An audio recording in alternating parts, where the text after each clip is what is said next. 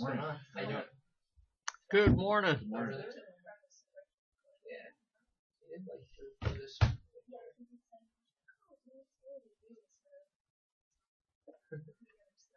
Yeah. I know you said that too when we were there. So it was a slow day, but we went like 7 to 7. I think. Morning. Oh yeah. How are you? Yeah. Hi. How's it going today? It was good. It was long, but it was good. It was always open ice cream though. I don't know how they say they sent you to lunch as a try.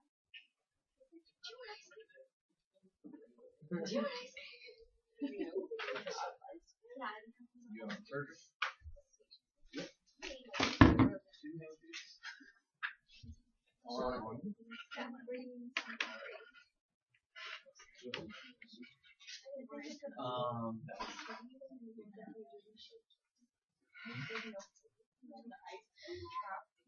How many cases? I was gonna say. Have you not written out that? Shot him down. Sorry.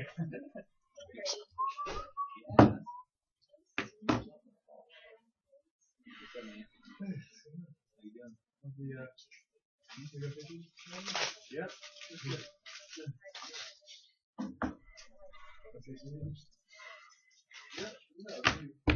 Are you okay?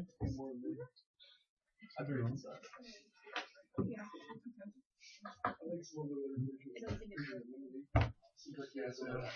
He has more experience.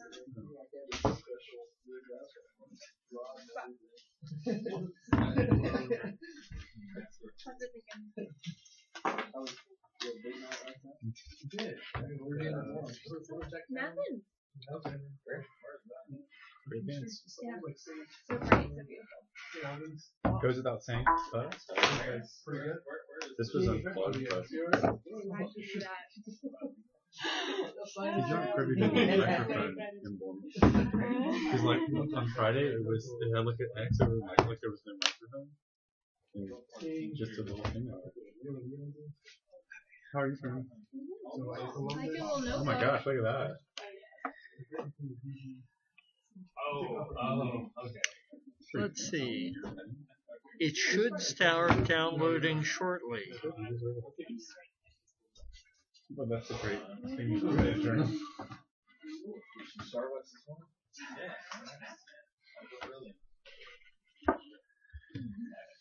Yeah. That's not encouraging.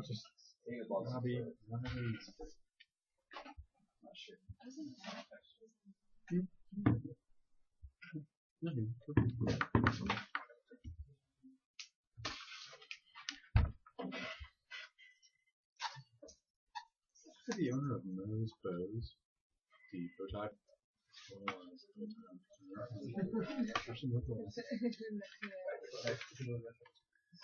It's not having us.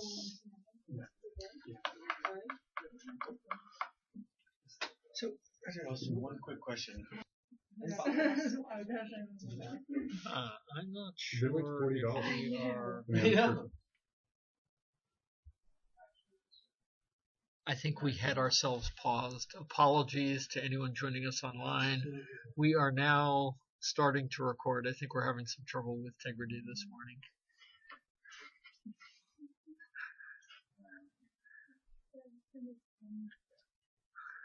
So, I'm sorry, Caleb, go ahead. Don't repeat it all. So, I think they're purple, violet, color.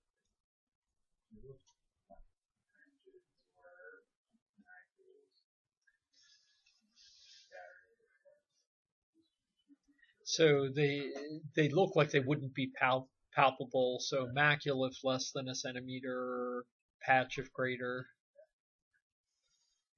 and color.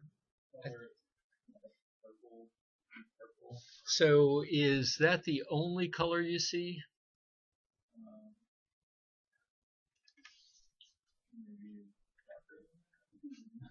Maybe darker. So what kind of color? I'm sorry, did you say brownish? Yeah. Yeah. So Right. brownish sounds good. So what colors give you brown in skin? What sorts of substances can give you brown in skin? I can think of 3. Boom. Melanin would be one. Well done. Um, Any upper year resident? David, you want to jump in and help him? considering Hemosiderin would be the second, and what would be the third? Lipofuscin. So those are 3 depositions that happen in skin that impart brown pigments.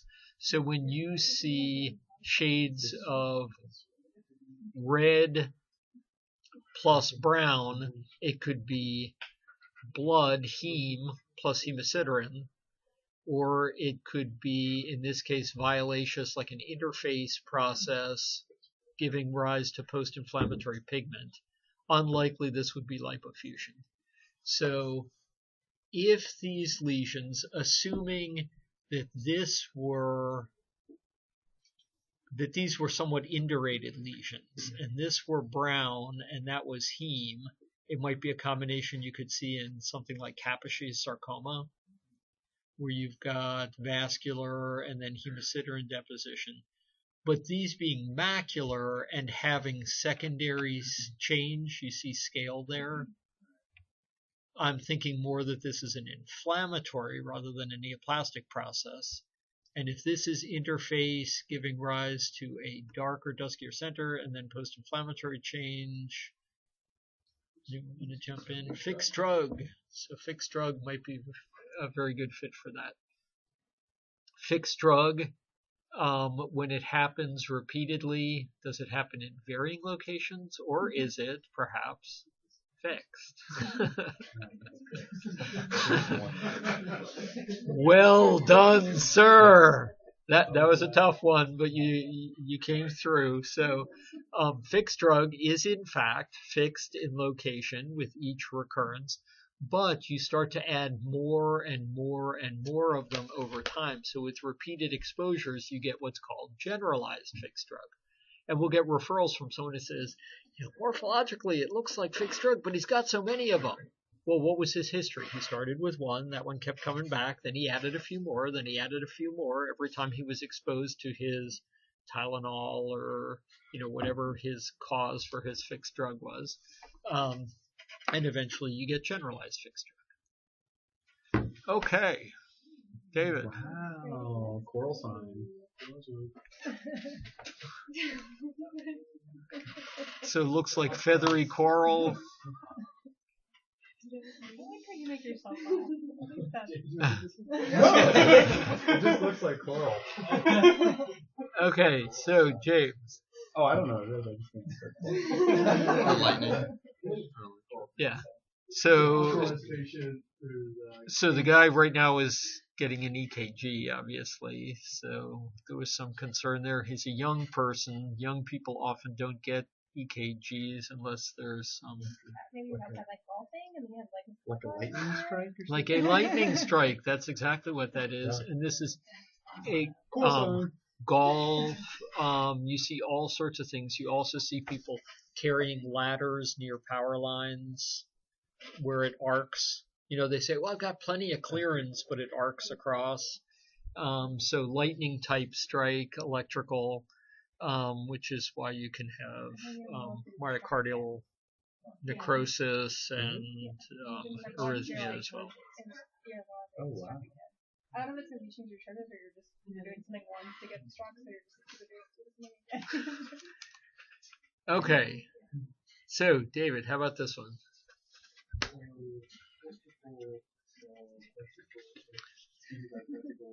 So vesicles, and then if greater than a centimeter, bulla.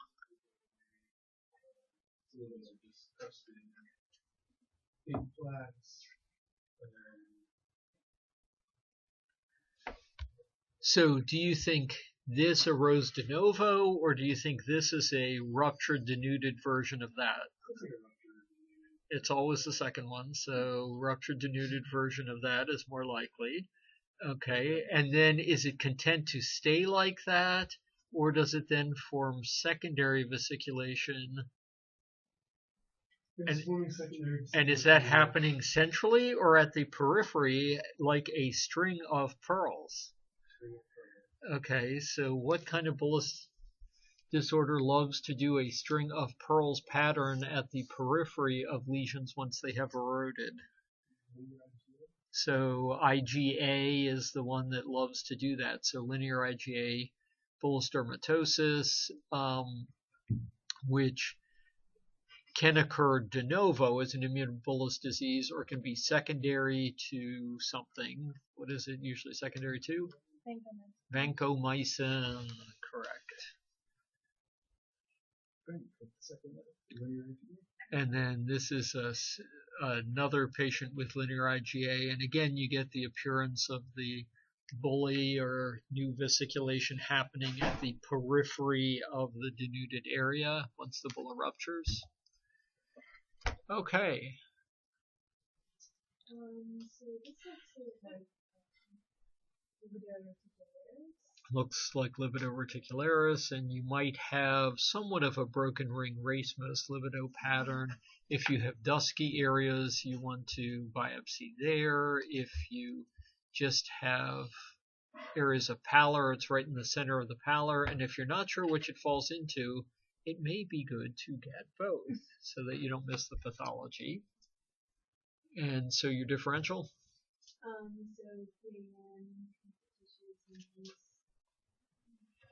Absolutely. So connective tissue disease. This is probably more than just a cutis marmorata because cutis marmorata is just temperature dependent, transient. This looks more long-standing. So microscopic polyangiitis, PAN, would probably be at the top of your list, but also the other ANCA vasculitides. You can get it with sepsis, you can get it with rheumatoid vasculitis, and you can get it with thrombotic disorders and embolism, especially if it's distal.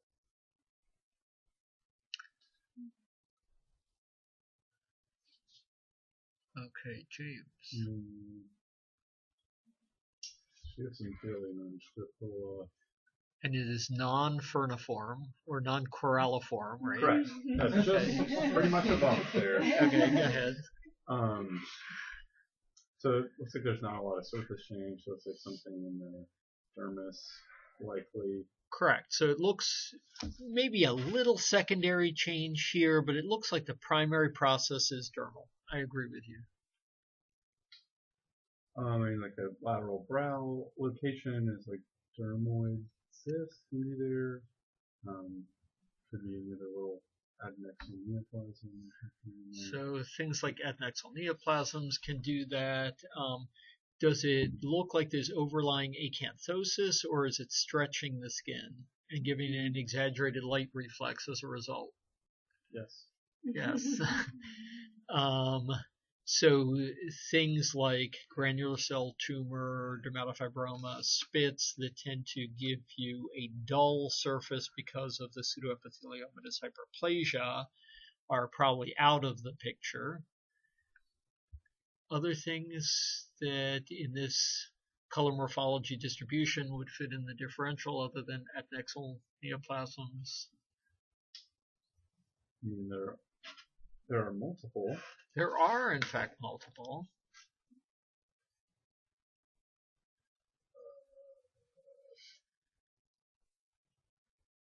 I mean, like, if it's around the eye, you could have, like, hydrocystoma and things like that. Hydrocystomas usually are what color? Not this color, yes. Usually, or more commonly, bluish. Why are they bluish? Because you have brown lipofuscin that's deep. So by Tyndall effect, optical scatter, you get blue. Mm-hmm. So why is the sky blue? Diffraction, optical scatter of light. Take any deep, or because God's a Tar Heel if you're from North Carolina. Ironically named after Raleigh. You put the any brown pigment deep, you get a blue color. So lipofuscin is one of our 3 brown pigments in skin. That's present in apocrine sweat, so hydrocystomas tend to be bluish. Because it's syringoma. So could be things like syringoma, but other than adnexal tumors, anyone else, any other thoughts? I'm sorry? Mucinosis, those often have a little bit of a translucent grayish or gray-blue appearance. Kind of rosacea-like, but very discreet and not as erythematous. You see in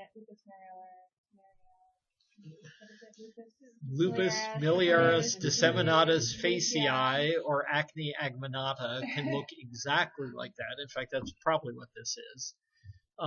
So LMDF, lupus miliaris disseminatus facii, literally translated from the Latin, translates as disseminated miliary tuberculosis of the face. It's a misnomer because that's not what it is. It's just what it looks like histologically because you have little caseating granulomas that back when TB was common, and what was common TB called? Common cutaneous TB. Lupus vulgaris. Lupus erythematosus came later. Common lupus or lupus vulgaris, a wolf chewing on your face, was TB, right? Lupus. Described like a wolf had mauled your face. So common lupus was, so in a day where both tuberculosis and wolf maulings were more common. Lupus vulgaris was TB, cutaneous TB of the face, whereas lupus erythematosus was described later. Lupus miliaris disseminatus facii then meant disseminated miliary TB of the face, histologically little caseating granulomas, but it is in fact a caseating variant of rosacea, where you see very discrete, usually less erythematous papules. The other thing that can look just like that is you'll see cases of Rosai-Dorfman that look just like that. So Rosai-Dorfman, which classically is sinus histiocytosis with massive lymphadenopathy in kids, in adults is very protean, big subcutaneous depositions or tiny little rosacea-like papules. And that would be, if that was this patient's histology, what would you think? Wolf mauling. Classic for wolf mauling, or actually looks just like miliary tuberculosis, a little caseating granuloma. So that's how back in the day when TB was common, this would be assumed to be disseminated miliary tuberculosis of the face, but is in fact caseating rosacea. Okay, what do you see here? I got a bright red, linear, looks like a eroded black. So you have probably a healing erosion. And is it on a background of normal skin? A, true, B, false. False. It is always the second one, so you are correct. B, false. In kind of an intimate area, appears to be pulling it up. Could be intimate suprapubic or just kind of under the panis, which I've always considered an intimate area. So intertriginous. I don't want to know what's under a panis. It's real linear. There's far too much levity in this room. Go ahead. So usually I think for like geometric things you can think outside job. This is kind of small to think that. It seems a little organized. But so this skin, does this skin resemble that skin, or is it different from that skin? No, the surrounding is all kind of different. Okay, in what way different? Well, it's got a pale, almost violaceous hue to it. So it's pale, and you said you're seeing through it. You look at your reticular veins, they're certainly much more prominent in this area, suggesting atrophy. You look at your light reflex, it's far more noted, and you have cigarette paper like wrinkling, all of which suggests that there is marked atrophy in the surrounding skin. So, common things being common, what happened to this poor person? Steroid atrophy. Yeah, and so what were they prescribed again and again and refilled again and again and again? Triamcinolone? Or more commonly, yeah, lotrazone. So lotrazone, which is editorial comment, the work of the devil, according to some. Lotrazone is marketed as, well, if you don't know how to do a KOH and you don't know if something's fungal or inflammatory, just give them something with both, and yet the corticosteroid is far too potent for most body sites. And so people get refill after refill, and what started like an intertrigo is now atrophy so extreme that erosions are happening in that atrophic skin. And there you get an idea. So what looked like punctate erythema, when you look higher, is you are seeing your capillary, you're basically seeing your capillary network and your subpapillary plexus of vessels right through the skin because there's so much atrophy. So it's not an inflammatory erythema, you're just seeing all your blood vessels. It is both epidermal and dermal. Epidermal as judging by the increased light reflex, and dermal as judged by the cigarette paper wrinkling and the visibility of all of the vascular structures, the deep reticular veins and the subpapillary plexus of vessels. Subpapillary plexus appearing more red because it's more oxygenated, and then your reticular veins being more blue because it's deoxygenated heme. Okay, Christina.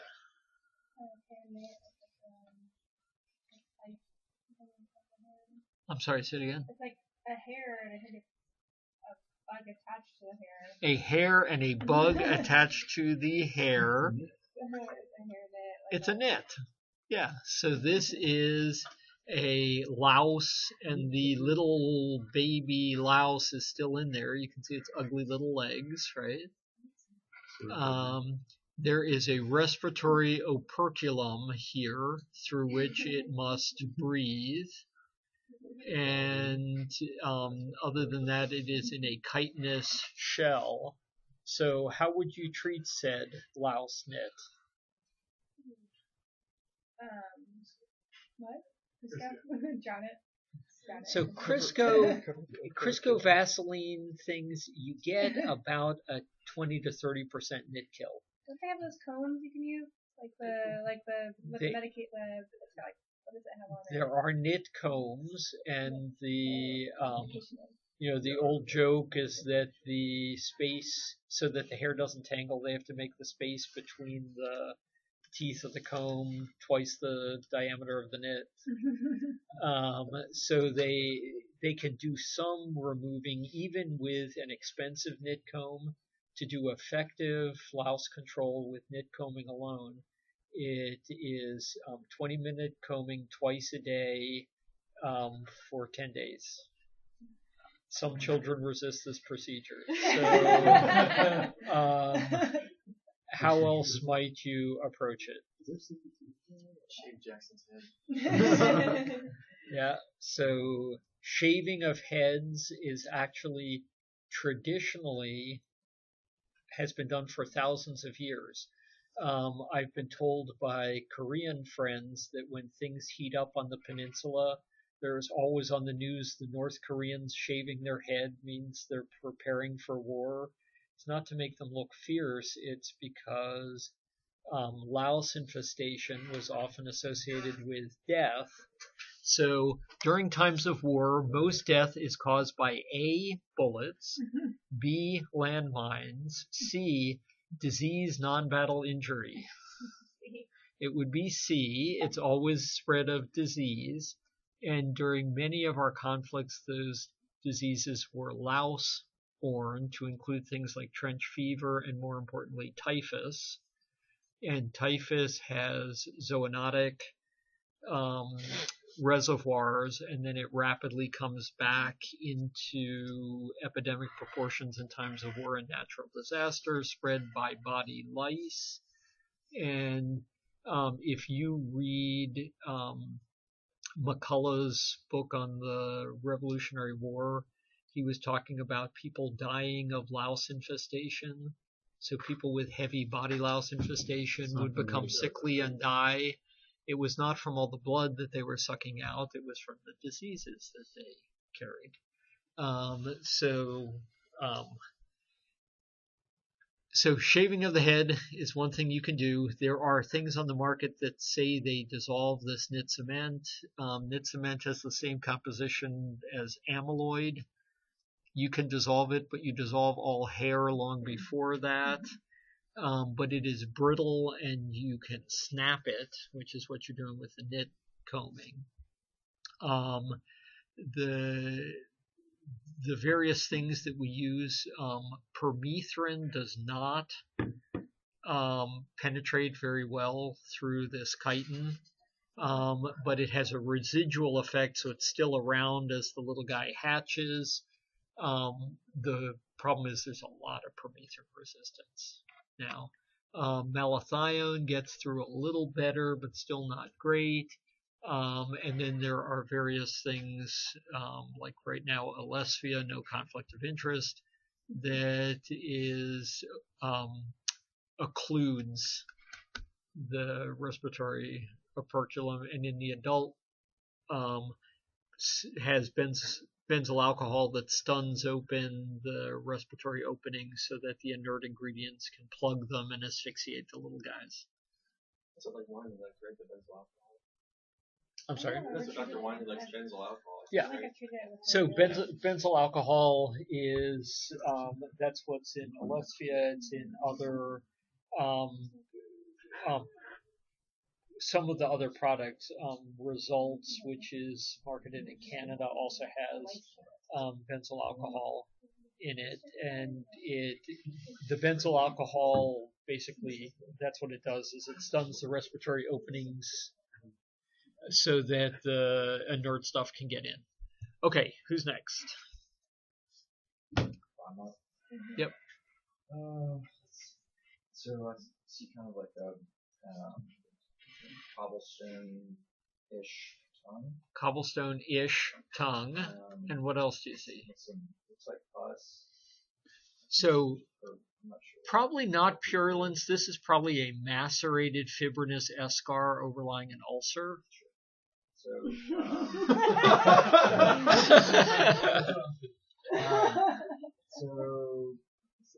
would you think of like psoriasis? Well, I guess that's so does psoriasis tend to ulcerate on the tongue?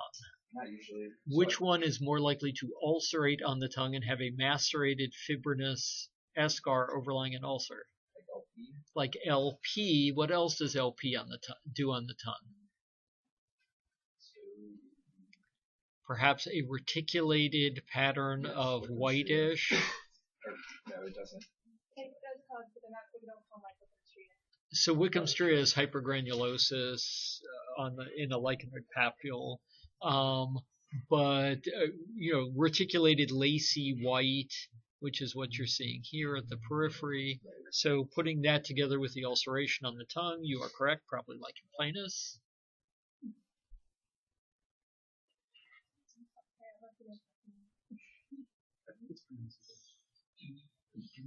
Along the left eyebrow, we see areas of alopecia. There's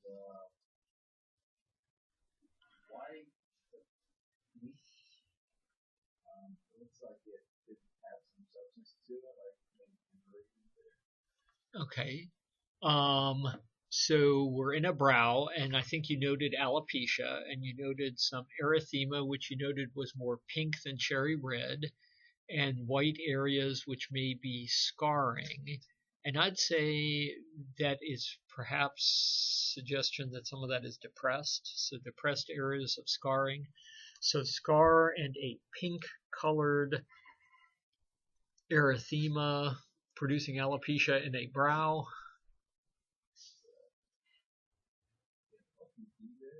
So lichen planopilaris is one possibility. When you see LPP, usually you have loss of eyebrows with very little visible erythema.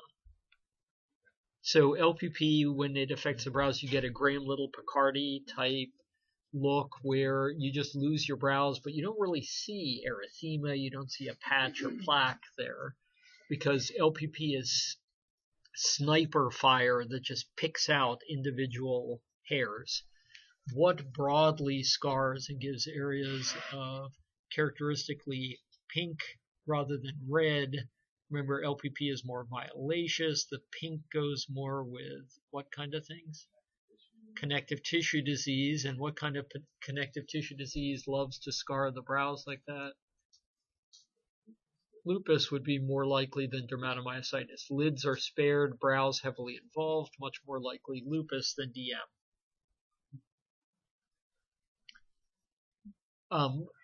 DM can get into the brows as well, but doesn't tend to scar quite the way discoid chronic cutaneous LE does, and also tends to affect the lid. There you saw your lid spared.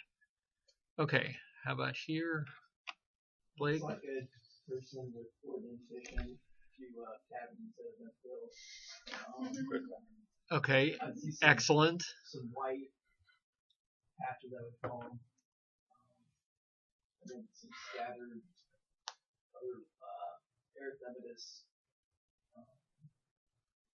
Okay, so color, you hit erythema and you hit white.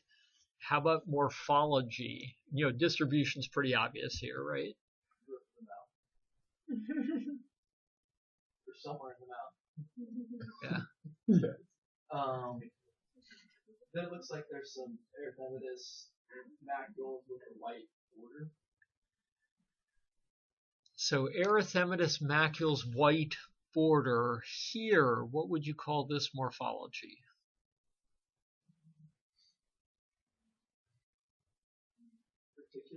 Reticulated or net-like. So reticulated white surrounding areas of erythema. Here it's somewhat more erosive. Is it restricted to the oral mucosa or does it affect the vermilion of the lip as well? So thoughts? It is again lichen planus, so that reticulated white on a background of red that erodes is very typical for oral lichen planus. When it affects the tongue, I've had some patients think because it's the tongue, it was lichen planus. But lichen planus is what we normally say. Yes. What do you actually use for treatment of oral LP? So oral LP, good question. Various things. So depending what is involved, I will usually start with topical corticosteroid. And my favorite in the mouth is Lidex gel. So fluocinolone gel, again, no conflict of interest. Blot the area dry and then put it on. Years ago, this was, probably 30 plus years ago now, there was an article that was a taste testing of topical corticosteroids by patients to see which were the most tolerable. Lidex gel has a somewhat bitter taste, but it's kind of get used to it after a while. Some people get to like it. My son used to fake aphthous ulceration so that he would get some Lidex gel in his mouth when he was young. It's a gateway. It is a gateway. It is a classic gateway drug. Yes. So Lidex gel, the only thing is that gel just slides over wet mucosa. It adheres to dry mucosa. So you must blot it dry first, then apply it to the now dry mucosa. You can get things like triamcinolone and Orabase to stick.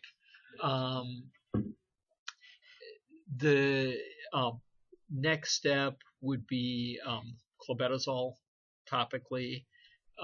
Next step after that, especially for non-attached mucosa, would be intralesional corticosteroid, which actually does beautifully in non-attached.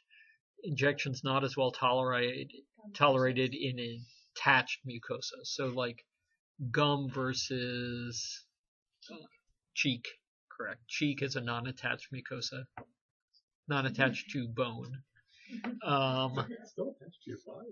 After the blister slips off, then you inject. Right, I was like, that wouldn't hurt at all. Then you get into things like oral retinoids, soriatane, topical retinoids, which can be used, topical calcineurin inhibitors, which actually work reasonably well in that area. Again, it has to be blotted dry, or they simply slide around on top. So retinoids, both topically and orally, calcineurin inhibitors, both topically and orally. Now we have things like protopic that you can use in the mouth. Historically, cyclosporin Sandamune was used, which comes in a liquid form. It was incredibly expensive, so many of the patients would take their cyclosporin and would swish and spit, refrigerate, and then use it again and again and again to spit it out, which they dubbed recyclosporin. But if you were paying $1,000 out of pocket, recyclosporin wasn't necessarily such a bad thing. And you had no systemic levels, and yet it worked very reliably. And then, beyond that, you may get to other immunosuppressive agents. But that's kind of my ascending ladder there. Okay, this is yet another lichen planus, or on the tongue lichen planus. You see the reticulated pattern of white surrounding red. Okay, whose turn?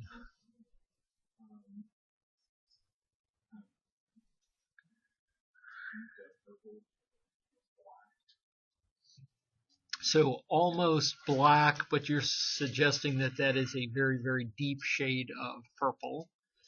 Okay, because you see other reds and purples kind of evolving towards that. And then what color surrounding? Like tan to brown. Okay, so what things do you think this is most likely inflammatory with melanin deposition, or do you think this is more likely vascular with hemosiderin deposition? Vascular with hemosiderin deposition. So what kind of things could do that?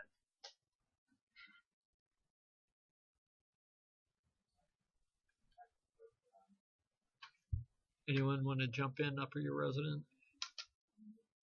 An angiokeratoma. So if these were clear, it's said to resemble frog spawn, grouped little translucent circles, which would be a lymph angioma. When they are filled with heme, you have those same little circles filled with various shades of red to deoxygenated. This is probably thrombosed and then eroded. You have hyperkeratosis as well, and some accentuated skin markings, which is acanthosis, all of which are features of an angiokeratoma of skin. When associated with chilblains on the finger, what are they called? Angiokeratoma of Mabelli. Remember a little kid pointing with his finger saying, "This is Mabelli," right? This is Mabelli, and he's pointing with his finger. So Mabelli is not on the belly button, it's on the finger that was pointing to the belly, right? So chilblains associated on the finger, Mabelli, and then angiokeratomas on the scrotum are Fordyce. And where else do they occur when you have them on your scrotum? Under the tongue as caviar spots. And then how about angiokeratoma corpus diffusum? That is Fabry's disease. So genodermatosis, what's the inheritance? X-linked. X-linked. So it is usually then a male or a female that's X-linked. A male because it is X-linked recessive as opposed to X-linked dominant, which are usually lethal in males, and females only survive because of lionization. So X-linked recessive, which means it's going to be a male presenting how? Usually lancinating pains in the extremities, renal failure, and angiokeratoma corpus diffusum, which look not so much like this, but like tiny, tiny little red to brown petechiae on the suprapubic area, sacral area, often on the penile shaft, on the thighs, on the abdomen, and then as it progresses, corpus diffusum, so all over the body. This one here is probably just a solitary angiokeratoma circumscriptum, right? So a solitary circumscript angiokeratoma. Okay, how about this one, David?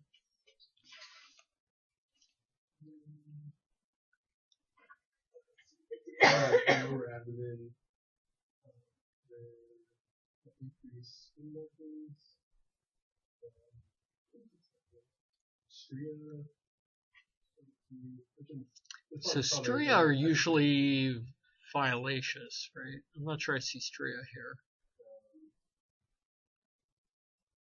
So it's a little bit hyperpigmented compared to the normal skin. In the lower half, there's skin appears like loose to me. So the skin is somewhat loose, pendulous, so putting that together with the fashionable underwear, I'd say maybe an older person who's opted for practicality and comfort, right? So I'd say, probably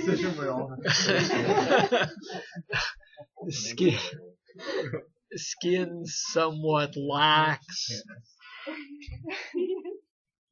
Boxers definitely comfort, probably an older individual, and a little bit of pannus again. And then how would you describe this orange peel-like appearance of skin?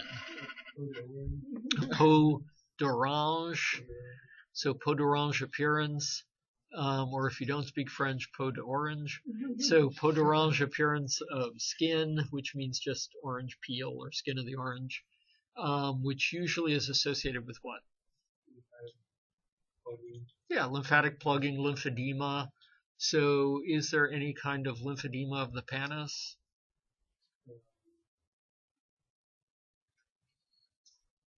There is, and it's lymphedema of the pannus, and it has this peau d'orange appearance, and importantly, when you biopsy it, it has an appearance resembling angiosarcoma with dramatic hyperchromasia of the endothelium within those dilated, jagged lymphatic spaces. So it looks a little bit like an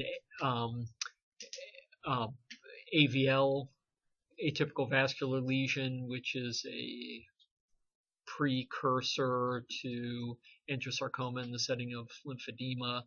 These do not have upregulation of MYC-MYC gene.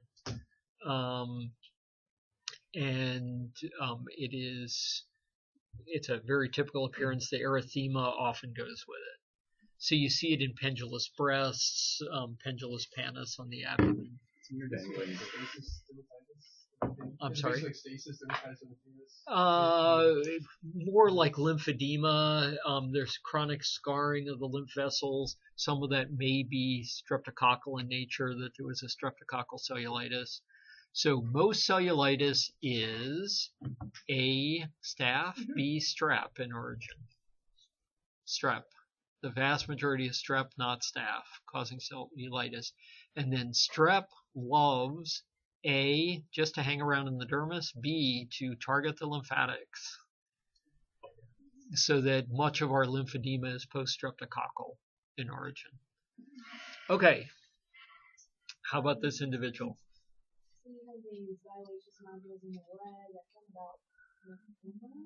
So lymphoma, who gets lymphoma? What does your typical leg lymphoma patient look like? So a woman about what age? 90 plus. So usually 90 plus year old women get leg lymphoma, and its behavior is A, indolent, B, aggressive. Aggressive. Yeah, it's one of the more aggressive cutaneous lymphomas, and it is of the lower leg of women usually age 90 plus. Okay, vampire bite is not the correct answer. Cute, yeah.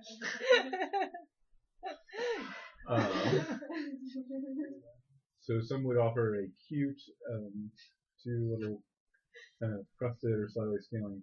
And I would Capital? counter the acute, saying it is somewhat chronic in appearance. Yes, I know. Sorry.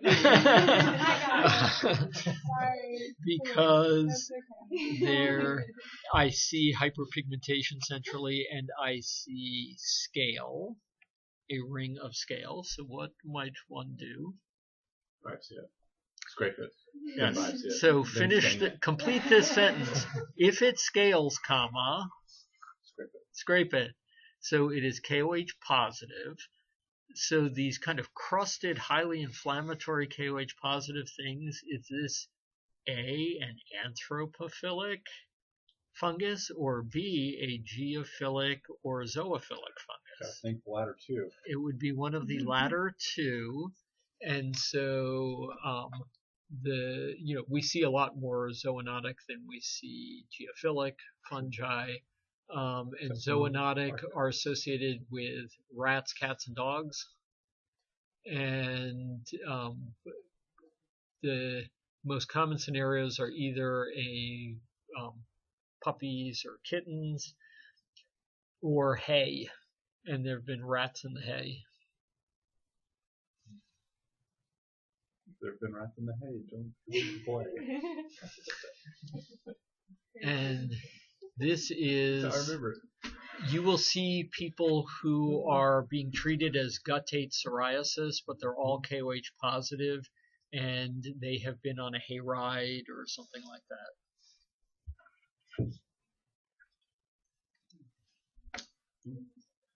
Very. Oh, sorry, Brian. 832. Oh, we're done. Okay, so this is where we will pick up next time, and we have made it to 340 out of 3,500. It's a solid, coming up on 9%. Okay, so Maybe. slide 340. Okay, I'm glad how we graduate. Mm-hmm. And I hope that record